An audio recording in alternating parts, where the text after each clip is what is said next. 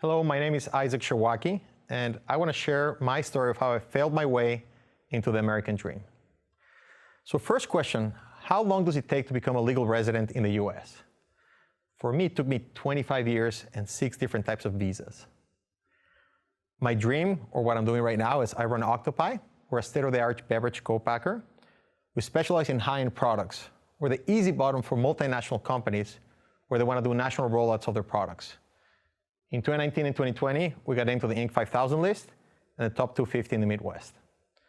We're located in Waunakee, Wisconsin, the one and only, right outside of Madison. So I failed my way into success, but not trying until succeeding. I tried, but if I got stuck, I tried something different. My journey started when I was 4 years old. First visa, tourist visa. My parents took me to Florida. We went to Disney World, and I was hooked. I knew I had to be here. I knew I wanted to be in the US, and I knew that was my future. I loved everything about it. I loved the people, the freedom, the thought process, everything, loved everything about the US. I wanted to be here. It was gonna take me a long time to get back to the US. Second visa, I got a student visa. I was very lucky to go to Boston University for my college. I was also very lucky that I was the first class of international students to get a merit scholarship ever in the history of the school. And that allowed me to be there, and I was there for 4 years, and I loved it, and I'm set, I'm here in the US, this is it, my dream has come true. So then I had a third permit after college, which was an OPT permit to stay in the US, but guess what? Nobody wanted to hire me. No company in the US wanted to hire a college student that had just 1 year of permit, the process was too hard, etc. So I failed. And unfortunately, I had to go back to Mexico at the time. But Mexico gave me another opportunity. I applied for a job in a consulting firm, one of the top 3 firms in the world. I got one, I was very lucky to get one, and consulting led me to beer. In consulting, there's a saying, if you do it once, you become the expert. So my first project was with a big brewery in Central America, and I became the beer expert. So I fell in love with beer right then. Then I got the opportunity to go to New York to work with another consulting firm. Another visa, it was called a NAFTA visa. It was a special visa between Canada, Mexico, and the US that allowed me to work with a US company just for that specific job. In New York, opened my eyes to craft beer. Craft beer was amazing. I knew I had to be part of it. I wanted to do something in craft beer. Unfortunately for me, the job didn't work for me. And I lost my visa because that job was very specific for that job. And I had to go back to Mexico. So I failed again.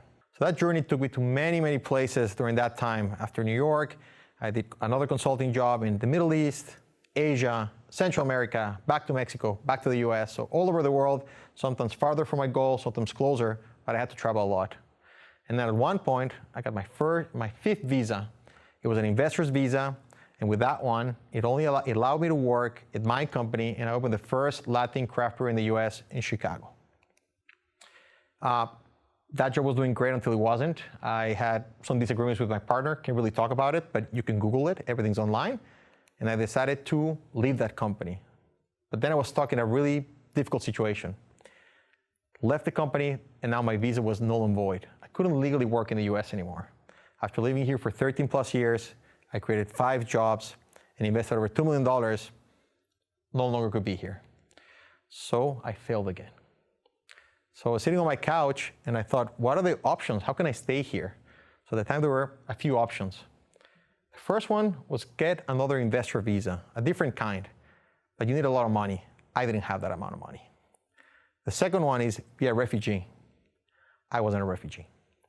The third one at the time was to get an H-1B visa, but guess what? Casualty of 2020 doesn't longer exist anymore. Can't have it. But there's a fourth option, which wasn't planned, was to marry a legal resident. Success for me. 6 visa, got my green card after marrying my wife. The story is pretty amazing. We've been trying to go out for a few times, but we couldn't coordinate, but thank God for Chicago traffic. She was bored and stuck in traffic, and she decided to call me. We went out that night, and the rest is history. We've been together for 10 years, have 3 wonderful kids, and thank you, traffic of Chicago, for making it happen. So we did what every couple does on their honeymoon. We wrote our business plan for Octopi. Super romantic, I know. We had a great time doing it. And then we moved to Madison, Wisconsin in April 2014. She's a smart one. She's a physician. She got a really good job, and we moved here. And then with that business plan and a little bit of money, I went to 28 banks to ask to give me the money to start Octopi. 26 said no, but at the end, 2 said yes. And I grabbed that one, chose one bank, and we started Octopi. And Octopi has been my dream, my American dream, and our growth has been spectacular. The first year, we started with 6 employees. I was one of them, me plus 5. We're in our 5th year. We have over 100 employees right now in the company. We shipped product to 2 states. Now we ship product to 48 states and 7 countries, primarily in Europe. We started with beer. Now we do any beverage that we can put in a bottle, a keg, or a can. We started with 150,000 cases the first year. Now we're doing over 3 million cases a year and growing. First year, we invested $5 million in Wisconsin and $8 million of indirect investment. So far, we've invested $20 million and $50 million of indirect investment. So for me, failure was part of success. But I couldn't have done it without my team. They're behind everything that happens at the company, and without them, I wouldn't be here. So my story is not unique or unusual. 43% of the Fortune 500 companies were founded by first or second generation immigrants. So it'd be great for the US to let immigrants like me with a dream to come here and make it easier than taking 25 years to make it happen. So the lesson that I want to share that happened to me is don't try and try again. Try, and if you get stuck, try something else. Thank you.